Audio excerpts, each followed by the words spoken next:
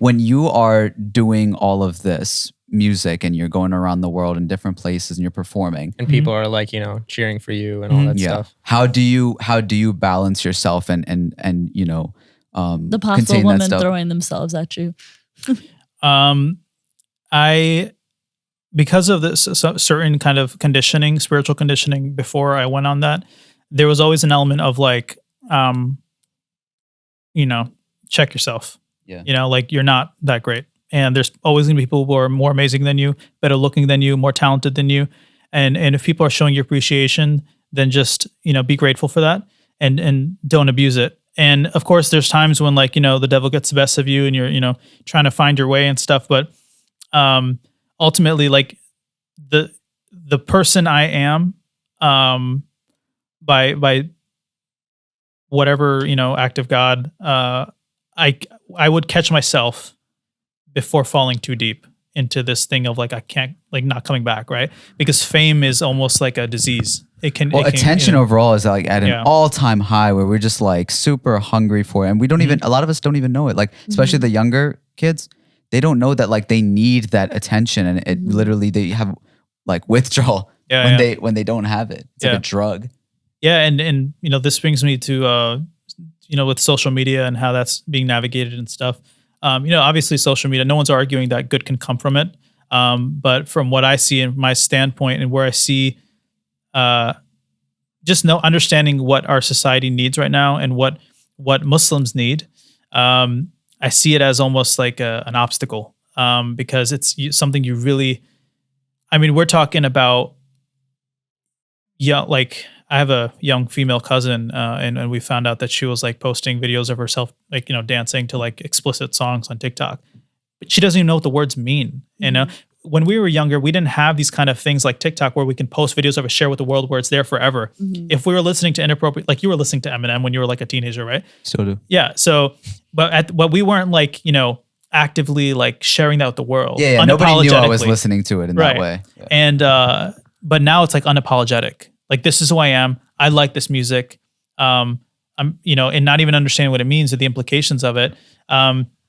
But like, and that's just one thing, it goes into music and media or whatever it may be, but it's all there. And it, to me, it kind of, it's a bit troubling. But I try to look at the positives and try to like, and I never kind of, people are only operating at the level at which they understand. If they understood, the depth of it, they may back away. So the idea here is that we're not meant to judge them. We're meant to do our part in educating or do our part in sharing that knowledge. I was going to say about the whole, the attention thing. It's like, because of social media, like how impulsive we are and just posting and doing all these things, but like, we're very impulsive. Like we check our phones, like, and immediately there's a whole science to that. Right. But what effect does it have on our behavior? And one of the things we can just practice in day-to-day life with anything is just like, before you make a choice, just think about where those choices lead. Just take like a moment to think about it. And so in this instance where there's like, woman who, a female or a man, right? Throwing themselves, at a female. Oh, yeah, Amber too. Right. But, because I don't want to make it seem like it's a girl, it's just in general, it's an issue, right? No, Amber gets the men's. Oh yeah. Yeah. For sure. So, but I feel like this is my thing. I just feel like women are very intelligent, and they do this by like just naturally they think about the consequences. That's true. So I feel like men are pretty impulsive. But like for me, what helped was like some advice I had gotten once where it was like, okay, well, let's say there's a girl walking, and this is actually a story in which there was a group of students and their teacher was there, and the woman walked by, and one of the girls saw the woman. They were like kind of entranced by this woman's beauty, and so the teacher, instead of just like yelling at them, he kind of just made them think. He was like, all right, so which one of you is going to go talk to her? Right. And they were kind of like, what? Right. And he's like, yeah. So one of you is going to talk to her. And then what's the next thing? Like, are you guys going to like go on a date? Are you going to like go somewhere, talk a bit, whatever? Then what? Are you like going to go to her house? Are you going to sleep with her? And then what happens after that? Are you going to, either she's going to have a kid or you're just going to leave her after that?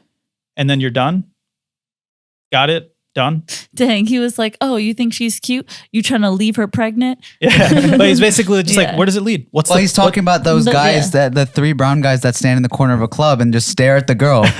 Like that question applies to them, right? Like, what do you think is gonna happen? Yeah. You think that she's gonna turn around and be like, "You're so hot. Yeah. Let me go home with you." Yeah. What's gonna happen? But what he's saying to them is just like, why are you even the fact that because this is like it's pointless. What are you just going to mess with someone's emotions and then you're going to like fulfill your own desires? And to be honest, when you make it not an option in your head, it's so much easier to not have that battle later. Yeah. Like if you don't even entertain that when you first see the person, then you're not even having to worry about like, oh, if I go to their house, is something going to happen? It's a lot easier to do. Well, isn't it also oftentimes they just have a lot, like they don't have a lot going on, you know, at home or who knows when they're looking for that kind of stuff, I feel like. When who's looking for what? Well, like a fan that wants to be with an artist? No, not a fan, but like a person in general, like looking at somebody, you know, trying to do like short-term, temporary. Yeah, well, I mean, off of that point, I think any pursuit that you have in life that is other than God is just an effort to fulfill the voids within your own self. And you're trying to substitute God, whether that's drinking, drugs, sex, whatever. You're just trying to fill something in here that you're lacking.